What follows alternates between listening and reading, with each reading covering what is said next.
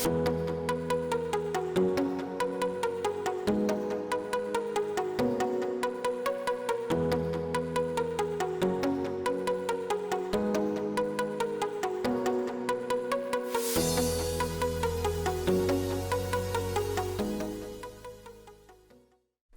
tal, amigos? Bienvenidos a Contexto, Teología Simple, en este nuevo episodio y siempre platicando con Josué.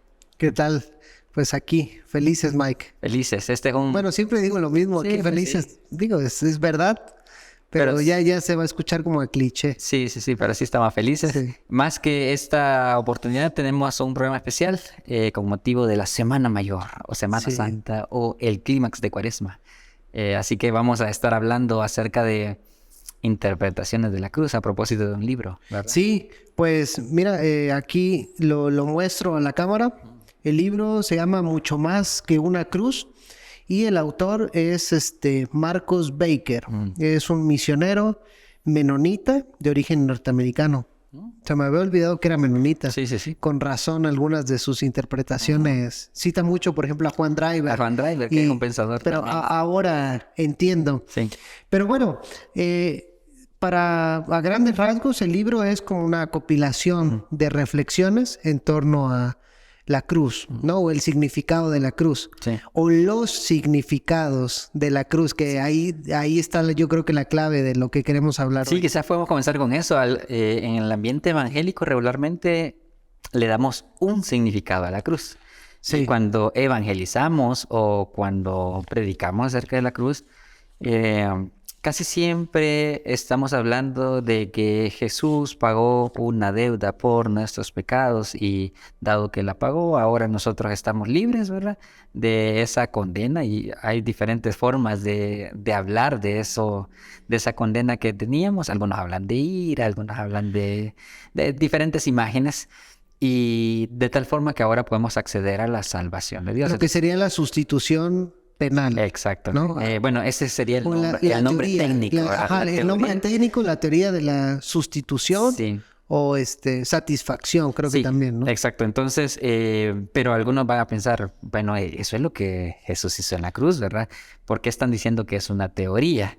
Y es quizás lo que vamos a hablar, diciendo que en realidad no, en la Biblia y en la historia de la iglesia no siempre se ha entendido la cruz de la forma en que ahora los evangélicos en su mayor parte la entendemos, sino que han habido diferentes imágenes, diferentes interpretaciones, diferentes formas de explicar lo que pasó en la cruz, y eso en la teología se conoce como teorías de expiación. Que es lo que estamos celebrando. Así es. Creo que va a salir el viernes, si no me equivoco. Eso quedamos, ¿verdad? El viernes. Sí. Entonces es un viernes, Sí. El Viernes Santo que se le llama, y reflexionamos precisamente en la obra de Jesús en la cruz. Así es. Y creo que viene muy bien, de hecho es como el símbolo, ¿no? Cristiano, Claro. La cruz y lo que Jesús hizo en la cruz. Algo que me llama la atención de que dice Baker es de que la cruz rebosa de significados. Me gusta esa expresión, Sí. que rebosa de significados. Y él también va a decir de que ninguna explicación va a poder contener todo el contenido. O él le llama como narrativa fundamental, o sea que no va a agotar esa narrativa fundamental. Sí. Y que la teoría de la sustitución o de la satisfacción es una de varias, pero no se agota la cruz en todo esto. Sí, bueno, quizás primero explicamos. Si esta teoría es una de las explicaciones acerca de la cruz, ¿cuáles serían otras explicaciones históricas que se han dado acerca de la cruz? Bueno, hay una que se llama el Cristo victorioso, el Christus Victor, que lo que él explica es que en la cruz Jesús estaba venciendo todas las potestades del mal, venciendo la muerte, venciendo el pecado, y entonces él, al vencer sobre ellos, se ha coronado como rey. Los poderes malignos, Los ¿no? poderes malignos, exactamente. De hecho, Pablo habla acerca de esa figura, ¿verdad? En la cruz exhibió todas las potestades, ¿verdad? Y todos los poderes de maldad, de tal forma que la gente podía ver, ha sido derrotada. Ese en Colosenses, ¿no? Ese desfile victorioso. En su desfile triunfal, dice todavía él, ¿verdad? Sí. Entonces es la imagen de un rey rey que viene de conquistar y atrás trae a todo lo que ha conquistado. Y ahí viene la maldad, ahí viene el pecado, ahí viene la muerte y él ha tomado dominio sobre esas personas. De hecho, yo creo que es parte de lo que está en Primera de Pedro, cuando dice que descendió y predicó a los espíritus encarcelados. Sí. Hay tantas teorías sobre eso. Si es evangelizar, si no sé qué, pero creo yo que una de las que más se acerca como al contexto y todo eso es de una predicación de juicio. O sea, que está predicando juicio a esos espíritus que dan como de Génesis, ¿no? Que nos traen la idea de Génesis y está llegando a los lugares donde la muerte y la maldad están dominando. Y es predicación de juicio, precisamente de derrota. Así es, de derrota. Entonces, bueno, esa es otra explicación de la cruz. Como el Cristo victorioso. Sería una, entonces. Sí, algunos dicen que esta es la interpretación que dominó al menos los primeros 1000 años de la historia del cristianismo. O sea, es la interpretación, diríamos nosotros, mayoritaria que ha tenido el cristianismo a lo largo de su historia. De ahí otra interpretación sería después de esos 1000 años, la que toma como relevancia o prominencia sería la teoría de Anselmo, que es precisamente la que hemos venido hablando, sí, la o que tiene varias variantes, digamos. Varias variantes, ¿no? Porque Anselmo la plantea de un modo, de ahí dice Marcos Baker que Calvino la vuelve a modificar de un modo más como legal, de la ira de Dios, porque con Anselmo no era tanto la ira, sino una deuda, ¿no? Que se había adquirido en el contexto medieval. Sí. De ahí Calvino, Lutero la fueron retrabajando, afinando. Y bueno, hasta ahorita es como la que, vamos a poner como la narrativa reinante, yo creo. Pero aparte hay otras. Sí. Es sobre venció a los poderes del mal, el pecado, la muerte, etcétera. Hay una sustitución, otra... Hay una teoría de rescate también. De rescate. Es decir, que Jesús en la cruz estaba rescatándonos, estaba redimiéndonos, estaba sacándonos de la esclavitud. Esta es muy narrativa,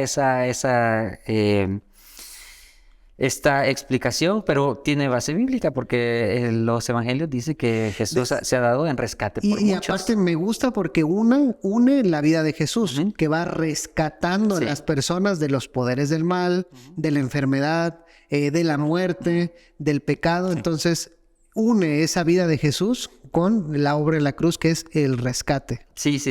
En la teología latinoamericana, por ejemplo, se habló de la cruz, viéndola desde el punto de vista que Jesús ha cargado con todas las injusticias que se dan, ¿verdad? Él es el... Como sufriente. Él es el sufriente y él es, que también la Biblia dice, es el justo por los injustos, ¿verdad? Sí. Entonces él carga todas las injusticias de este mundo de tal forma de que las demás personas no vuelvan a pasar la injusticia que él ha vivido. Entonces él es como el que derrota los sistemas y las estructuras injustas de este mundo en la cruz, pero también lo retoman y en la resurrección, ¿verdad? Eso es algo que se nos ha olvidado, a veces conectar el cruz con resurrección y ascensión. Hay Justo González, vi que acaba de escribir un libro sobre la ascensión y él dice que es un tema olvidado, como el tema olvidado en la vida de Cristo. También hay un autor que escribió sobre la ascensión, pero no recuerdo ahorita el nombre, norteamericano, que ha escrito sobre hechos, pero también dicen que es un tema que ha sido olvidado. Nos quedamos en resurrección. Bueno, algunos nos quedamos en crucifixión. De ahí otros avanzamos a resurrección y de ahí algunos nos quedamos, pero hay que avanzar a la ascensión y de ahí sigue Pentecostés, etcétera. Quizás ese es, dado que hay diferentes formas de explicar la cruz y que ninguna de ellas agota el significado, es decir, la explica con todo lo que ella significa, hay algunas pautas que nosotros debemos de evaluar para pues ver cuál de ellas es mejor, se puede aplicar mejor. Y yo creo que esa es una de las pautas, la que acabas de decir. Si esta teoría puede conectarse de buena manera con el nacimiento, la vida de Jesús, no solo en la cruz, la resurrección y la ascensión y la historia posterior. Si logra conectar esos puntos, esta teoría específica, bueno, se puede usar de mejor manera y tiene quizás mayor beneficio, diríamos, su explicación, que una que solo enfatice la cruz. Es que el problema con la satisfacción penal, que ya nos vamos a meter en problemas. Sí, el problema. Sí. Pero bueno, vamos a ponerle como el problema de cómo predicamos la satisfacción penal, porque es cierto que en la Biblia también está la figura legal y la figura de sustitución. Sí, la figura de sacrificio. La figura de sacrificio, eso no estamos negando de que no exista eso. Pero como que el ropaje de esa teoría a veces hemos fallado o no le hemos atinado o planteamos cuestiones que luego traen más problemáticas. Por ejemplo, es que la ira de Dios se tenía que descargar. Entonces Jesús vino y se puso en la cruz como que en medio de esa ira de Dios. Y de hecho hay unos testimonios en el libro que mucha gente dice, pero es que yo no quiero creer en un Dios así. Exacto. O disocian la Trinidad. O sea, porque es como no todos están trabajando juntos para llevar a cabo el plan redentor, sino está el Padre enojado, está el Hijo que se mete por todos nosotros. Y el Espíritu Santo, pues luego no aparece. El Espíritu Santo es como... Yo la otra vez dije en una clase como la Cenicienta, ¿no? Es como el olvidado y ya. Pero entonces hay una disociación entre la Trinidad. En vez de percibirla como que todos están trabajando por el bien de la humanidad. Sí. Y parte de esa explicación es que hace ver también a un Dios sádico, que le gusta el sufrimiento de las demás personas y el sufrimiento de su propio hijo. Y la otra es de que no tenga otra opción de salvar más que esta. Es decir, Dios, porque así lo manejamos, es que Dios, como es justo, necesita, o sea, no hay un... Y otra vez vamos con las contradicciones. Decimos, Dios es todopoderoso, pero no es tan todopoderoso. Porque no puede serle de otra forma. Porque no haya cómo hacerla que no sea a través del castigo de su hijo. Y de hecho hay una frase aquí, déjame ver si la encuentro. Rápido, de una ortodoxa. Porque los ortodoxos no tienen tanto este énfasis en la sustitución. Sí. Y aquí decía esta teóloga que antes del siglo XI se creía que Dios había perdonado libremente y sin rodeos como el padre del hijo pródigo. O sea, que no era de que necesitaba, requería y tuvo que, sino que perdonó libremente sin necesidad de ese descargar su ira sobre el hijo. Ahora, ¿cómo podemos remediar ese tipo de cosas que posiblemente se pueden desviar y se pueden tornar en imágenes de Dios que no es el Dios de las Escrituras o imágenes de la cruz que no son exactamente lo que las narraciones nos están diciendo? Bueno, una forma es balancear esa explicación con otras explicaciones que también la Biblia da, las diferentes teorías, ¿verdad? Es decir, esta no es la única, pues. O sea, esta es una imagen, nos dice ciertas cosas de la cruz, pero hay otras cosas, otras imágenes que van a complementar la imagen total de lo que pasó el día viernes, un día como hoy, en la cruz del Calvario. Entonces, esa sería una forma. Y quizás otra forma, que creo que es la que el libro agarra, es que para diferentes situaciones hay diferentes imágenes de la cruz. Hay algunas personas que van a encontrarle sentido a la sustitución penal, pero otras personas que no le van a encontrar sentido a esa. Y necesitamos de otro tipo de imágenes, de teorías, de explicaciones que la misma Biblia da de la cruz para poder dialogar con ellos acerca de lo que Jesús hizo. De hecho, Marcos lo maneja en la figura de un diamante que tiene muchas caras. Así es. Hay que tratar de percibir todas las caras y se ocupan de acuerdo al contexto. Al contexto. ¿No? Aquí está. Aquí cayó así como anillo al dedo. Dependiendo de las necesidades del contexto. Me gusta, por ejemplo, que él narra acerca de un japonés que dice: los japoneses no son una cultura de culpa. Interesante, porque cuando nosotros evangelizamos, lo primero que buscamos es hacer sentir culpable a la persona. Usted es pecador, ¿verdad? Bueno, pues... Como que creamos una necesidad y después ofrecemos el producto. Exactamente, ¿no? Así es. Creamos la culpa Y si la gente dice, bueno, no soy tan pecador, comenzamos a, pero usted le miente a su mamá, pero usted dice esto. Pero es lo que te iba a decir, qué. algunos dirían, no, pero es que la Biblia, Sí. no, pues ya ves que se ha dicho, es de que antes de dar las buenas noticias hay que dar las malas noticias, de que el hombre es pecador y hay que sentirse. Entonces, ¿tú qué responderías ante esto de que no, es que la Biblia hace ver al hombre culpable ante Dios? Sí, no, en el sentido, en una figura puramente legal, que la Biblia a veces habla de esa forma, sí, pero no es la única forma en que se presenta a la humanidad. Por eso decíamos, hay culturas de culpa, sí. Los japoneses tienen culturas de vergüenza. Y no es tanto que sientan culpa de lo que ellos están haciendo, sino que muchas veces sus actitudes lo que les dan es vergüenza, vergüenza de estar en un lugar, vergüenza de presentarse. La deshonra también. Deshonra, exactamente. Y nuestra sociedad contemporánea posiblemente también, no necesariamente la culpa es lo que lo domine, sino que a veces hay sensaciones de vacío. Sí. No es exactamente culpa, pero saben que les hace falta algo. Y entonces, cuando la culpa es nuestra única herramienta por la sustitución penal, perdemos de que la cruz tenga significado para la vida de las personas, para las necesidades de las personas, para los sufrimientos de las personas. Así que, y la Biblia trata con todas esas imágenes. Sí. Lo que pasa es que hemos sido ciegos a las demás imágenes que tiene la cruz. Es porque bueno, es que aquí viene la otra parte. Es cierto que el contexto nos ayuda a identificar narrativas o distintas esferas de esa narrativa, pero también el contexto no debe de dominar al crear nuestra narrativa, porque es lo que decíamos, ¿no?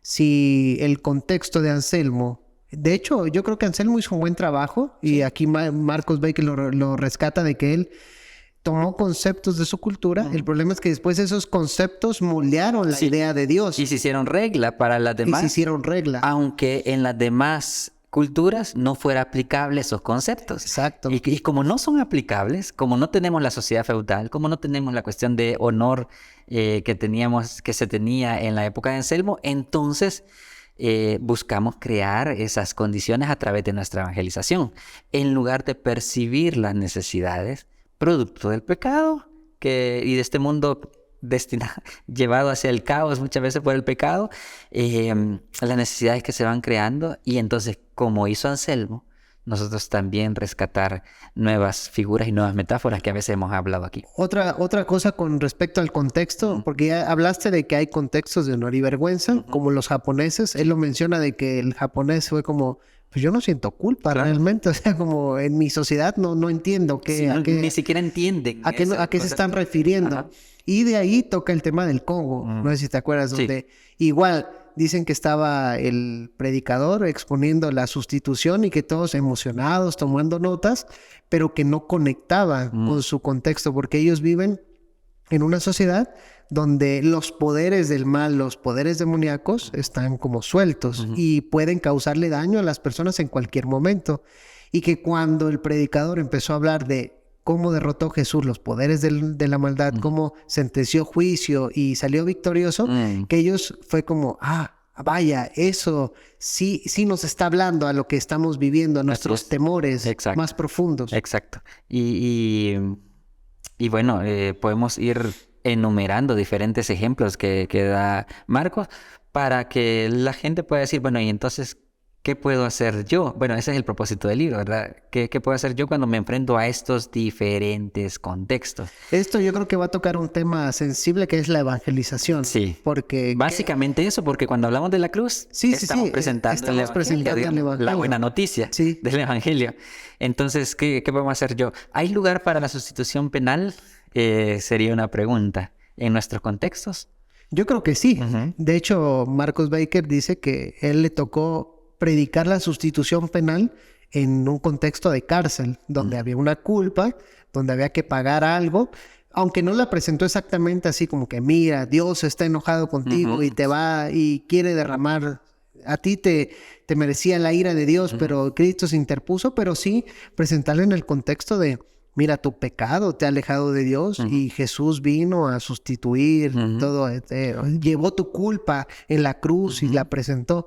Entonces yo creo que sí hay lugar para la sustitución penal. Sí, cuando hay, yo creo que eso es importante, cuando hay culpa, cuando hay una sensación de que yo me merezco estas cosas que estoy pasando, bueno, podemos decir, pero Jesús ha llevado esa culpa. Bueno, Jesús de ha hecho, llevado... el contexto que mejor lo ilustra es el de Lutero. Sí, Donde él luchó tanto con la culpa, soy un pecador, sí. soy un desgraciado, no puedo hacer las cosas bien, necesito a alguien. Sí. O sea, y por mí no puedo llegar a Dios. ¿Quién me puede hacer? Y es donde encuentra a Jesús. Ahí el contexto de culpa le hizo como clic Sí. a su vida. Sí. Por eso yo insisto que la teología tiene que ir unida a la vida, a la experiencia de vida. Porque ahí lo vemos en Lutero. Vida y teología iban íntimamente unidos. Sí, exacto. Pero ya dijimos, no todos experimentan esta culpa. Ahora, en nuestras culturas, y él lo dice, por ejemplo, en las culturas mixtecas, pero yo creo que también en la cultura guatemalteca, lo dijo del Congo también, está esta sensación de que la vida está controlada por poderes, por espíritus. Por espíritus. Por, no sé, por dioses o algo así, y que hemos perdido el control de nuestras vidas porque nuestras cosechas están controladas por X espíritu. Las personas que se enferman es porque le hicieron ojo y porque ese espíritu demoníaco tuvo algo que ver con esta enfermedad. O porque, bueno, yo he escuchado de que el amante del esposo le hizo una brujería. Sí, ahí. exacto. Y cosas que, a mi parecer, no sé si estaré de acuerdo, que yo creo que pasan, pues, o sea, hay poderes demoníacos que están interponiéndose y están en una lucha constante con los poderes de Dios, ¿verdad? Entonces, en estos contextos, decirles que la cruz ha sido el lugar donde Jesús conquistó la victoria sobre estos poderes, decirles que por la cruz no tienen que estar temiendo de sus cosechas porque Jesús ha derrotado a estos espíritus, que no tienen que estar temiendo de sus hijos que les puedan hacer ojo porque Jesús ha derrotado todas esas cosas, que no tienen que estar teniendo temor de los de entierros que pueda un enemigo hacerle, porque Jesús ha derrotado y ha exhibido públicamente en la cruz a esos poderes de maldad y su derrota. Eso es un mensaje poderoso para esos contextos. Sí. O contextos donde la muerte, el miedo a la muerte, porque algunos dirán, bueno, es que en esos contextos, eso de los espíritus pasa en pueblitos y eso no estamos negando que pase. De hecho, yo te he comentado que fui a unos lugares donde eso estaba, o sea, flor de piel, es como lo diario. Y si no ves a Jesús como vencedor de todo esto, pues a veces te quedas sin como, no, pues estos son poderosos, ¿qué hacemos ante ello? Pero hay contextos donde la muerte, miedo a la muerte, ¿qué pasará después de la muerte? Y otra vez Jesús descendió a los lugares más bajos, a la muerte, pero la muerte no pudo retener a Jesús y él sale victorioso. Y ahí el famoso, iba a decir canto, pero como yo diría el famoso poema de Pablo, ¿no? ¿Dónde está, oh aguijón, tu muerte? Tu aguijón, sí. ¿Dónde está, oh sepulcro, tu victoria? Exacto. Sí. Entonces, cuando nos presentemos delante de las personas, primero, y esto nos cuesta a los que evangelizamos o a los que evangelizan, primero deberíamos de escuchar.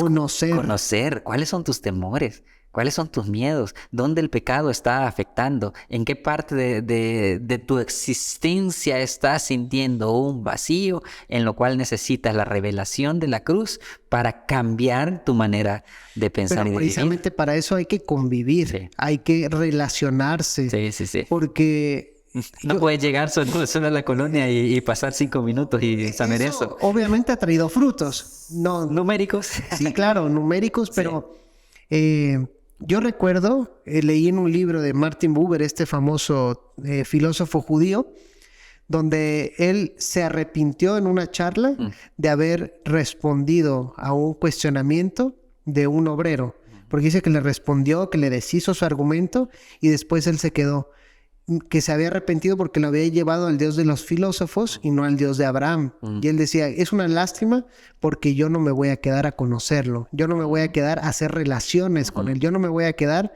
a que él se haga mi tú, o que que él no se haga un tú. Dice, yo lo traté como un eso nada más. Entonces, es lo que nos falta en la evangelización.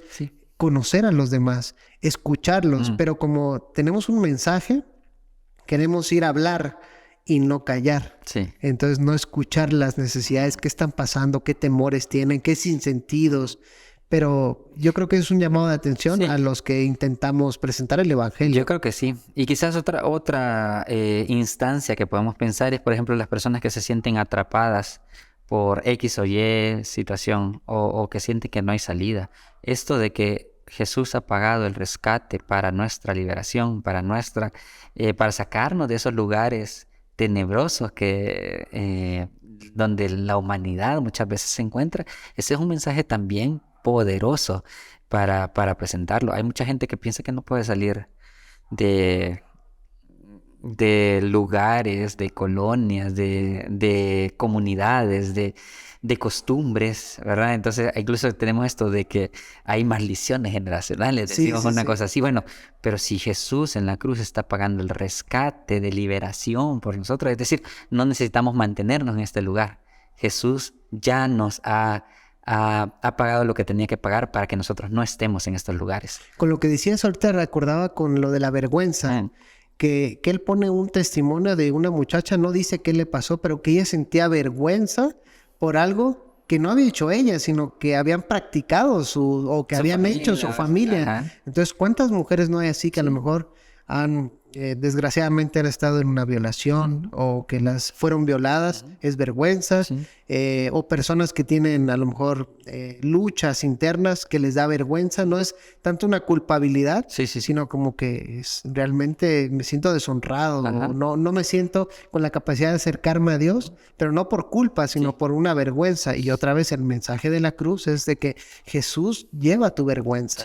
Ahora sí que el más avergonzado de todos te entiende y te puede dar ese acceso o te acerca a Dios. Sí, algunos pensarán, entonces el mensaje de la cruz no es como uno, digamos, o no es como, porque hemos dicho diferentes interpretaciones de Jesús. ¿Cómo podríamos resolver esa pregunta, verdad? ¿Tenemos que tener estas diferentes respuestas o cómo lo abordarías en ese sentido? Yo diría de que, obviamente tomando del autor, que el evangelio, o sea, el mensaje de la vida, otra vez vida, no solamente muerte, de la vida, muerte, resurrección y ascensión del Señor, es multifacética y nos da para varias explicaciones.